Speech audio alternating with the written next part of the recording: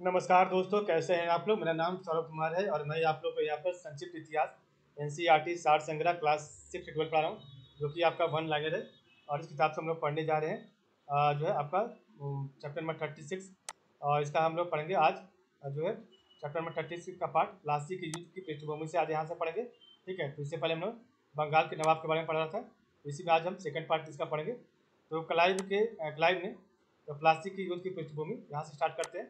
तो क्लाइव ने मानिकचंद को रिश्वत देकर तो क्लाइव ने मानिकचंद को रिश्वत देकर 2 जनवरी 1757 को कलकत्ता पर अधिकार कर लिया और 9 फरवरी 1757 को नवाब ने क्लाइव से अलीनगर की संधि कर ली।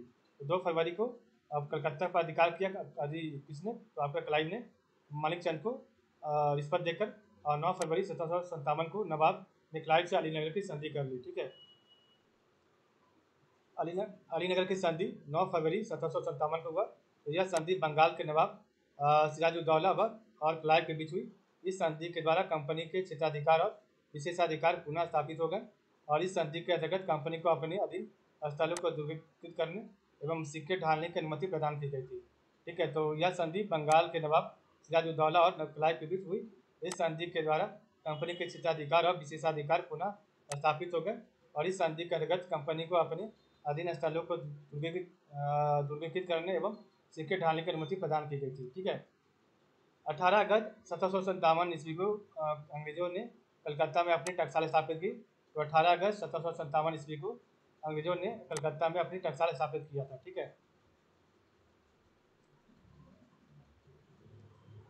और 13 मार्च 1757 को क्लाइव ऑफ वाटसन ने जो है आपका फ्रांसिसो से चंद्रनगर छीन लिया। नवाब ने इसे अलीनगर की संधि का उल्लंघन माना। परिणाम स्वरूप क्लाइव ने नवाब के विरुद्ध षड्यंत्र करना प्रारंभ कर दिया। तो नवाब के विरुद्ध षड्यंत्र क्या हुआ, आपका सिराजुद्दौला के विरुद्ध। तो नवाब के प्रमुख अधिकारी उससे असंतुष्ट थे। क्लाइव ने इसका लाभ उठाकर एक षड्यंत्र रचा। इस षड्यंत्र में नवाब का प्रधान सेनापति मीर जाफर, सेना का एक अन्य अधिकारी यार लतीफ, दीवान राय दुर्लभ और बंगाल के सबसे अमीर बड़े बैंकर जगत सेठ शामिल थे। क्लाइव ने एक धनी व्यापारी अमीन चंद के माध्यम से इन लोगों को संपर्क किया था। प्लासी का युद्ध 23 जून 1757 को हुआ। तो क्लाइव की सेना में 950 यूरोपीय पैदल और 100 यूरोपीय तोपची, 50 नाविक और 2100 भारतीय सैनिक थे। नवाब की सेना लगभग 50,000 थी। युद्ध में मीर जाफर ने नवाब को धोखा दिया। नवाब की ओर से मीर मोहनलाल एवं कुछ फ्रांसीसी सैनिकों ने भाग लिया। मीर बदान युद्ध में मारा गया। अंग्रेजी विजय हो गए। नवाब सिराजुद्दौला भागकर मुर्शिदाबाद पहुंचा, जहां मीर जाफर के पुत्र मीरन ने मोहम्मद बेग द्वारा उसकी हत्या करवा दी। ठीक है, तो नवाब सिराजुद्दौला भागकर मुर्शिदाबाद पहुंचा, जहां मीर जाफर के पुत्र मीरन ने मोहम्मद बेग द्वारा जो है उसकी हत्या करवा दी। युद्ध के बाद कंपनी को 24 परगने की जिम्मेदारी प्राप्त हुई और जिससे उसकी आय में वृद्धि हुई। क्लाइव को 2,34,000 रुपये भेंट दी गई तथा 50 लाख रुपये सेना और नाविकों के लिए दिया गया। नेक्स्ट आपका है मीर जाफर, 1757 से लेकर 1760 तक। तो मीर जाफर 1757 से लेकर 1760 तक। ठीक है, तो प्लासी की सफलता के बाद अंग्रेजों ने मीर जाफर को बंगाल का नवाब बना दिया और मुर्शिदाबाद के किसी हाजिर जवाब दरबारी ने मीर जाफर का नाम कर्नल क्लाइव का गथा रखा। इसके कार्यकाल में अंग्रेजों की बांटो व राज्य करों की नीति का सूत्रपात हुआ और 25 फरवरी 1760 को क्लाइव इंग्लैंड वापस चला गया। ठीक है, तो ये आपका यहाँ पर मीर जाफर बना था आपका नवाब। इसके बाद मीर कासिम बना। तो मीर कासिम अली वर्दी खां के बाद बंगाल का दूसरा सबसे युवक नवाब था। उसने अपनी राजधानी मुर्शिदाबाद से मुंगेर स्थानांतरित कर ली, क्योंकि वह मुर्शिदाबाद के षड्यंत्रात्मक वातावरण से दूर रहना चाहता था तथा कलकत्ता से दूर होने के कारण अंग्रेजी हस्तक्षेप भी कम रहता था। मीर कासिम ने जो है बिहार के उप सूबेदार राम नारायण, जिससे क्लाइव का संरक्षण मिला था, कंपनी ने उसे सौंपने को कहा। वेंसिटार्ट ने राम नारायण को मीर कासिम को सौंप दिया और मीर कासिम ने उसका वध कर दिया। तो मीर कासिम ने बिहार के उप सूबेदार राम नारायण जिससे क्लाइव का संरक्षण मिला था, कंपनी ने उसे सौंपने का कहा। वेंसिटार्ट ने राम नारायण को मीर कासिम को सौंप दिया और मीर कासिम ने उसका वध कर दिया। पटना व्यापारी कोठी के प्रमुख वेलिस ने पटना पर आक्रमण कर अधिकार कर लिया, परंतु मीर कासिम ने पटना पर तुरंत अधिकार कर एलिस को पराजित कर दिया था। ठीक है,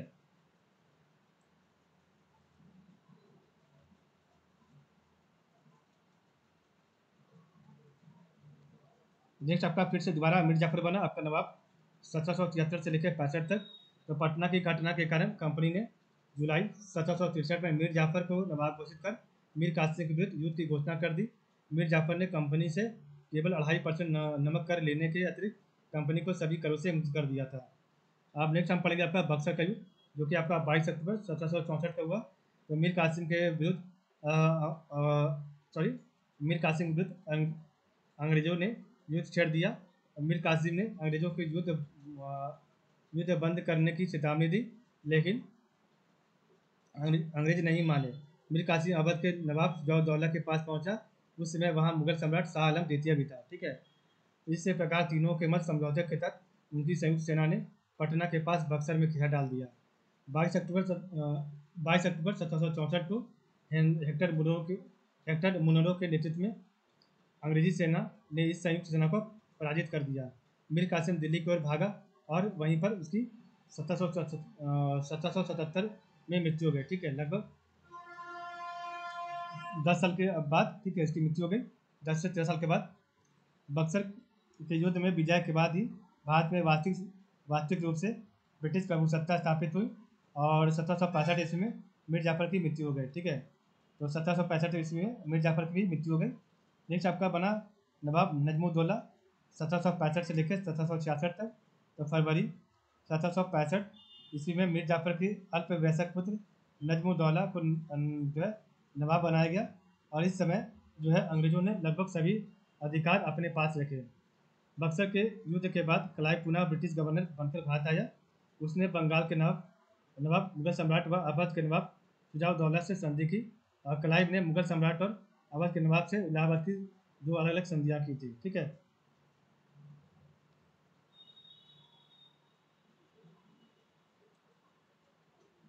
तो इस प्रकार हमने पढ़ा आपका। तो यहाँ पर देखिए आपका संधि, जो आपका संधि नीचे बताया गया संधि के बारे में। तो इलाहाबाद की प्रथम संधि 12 अगस्त 1765 को हुआ। यह संधि मुगल सम्राट शाह आलम द्वितीय व अंग्रेज के मध्य हुई और इस संधि पर शाह आलम द्वितीय, बंगाल के नवाब नजमुद्दौला एवं क्लाइव के हस्ताक्षर किए। इस संधि की शर्तें निम्नलिखित थी। मुगल सम्राट शाह आलम द्वितीय ने 12 अगस्त के फरमान के जरिए बंगाल, बिहार एवं उड़ीसा की दीवानी कंपनी को दे दी और सम्राट को अवध के नवाब से कड़ा और इलाहाबाद के जिले लेकर दे दिए। मुगल सम्राट को 26 लाख रुपए प्रति वर्ष पेंशन के रूप में दिए जाने का निर्णय लिया गया। नेक्स्ट आपका इलाहाबाद की दूसरी संधि में क्या हुआ। तो इलाहाबाद की दूसरी संधि 16 अगस्त 1765 को हुआ। तो यह संधि अवध के नवाब शुजाउद्दौला और क्लाइव के बीच हुई।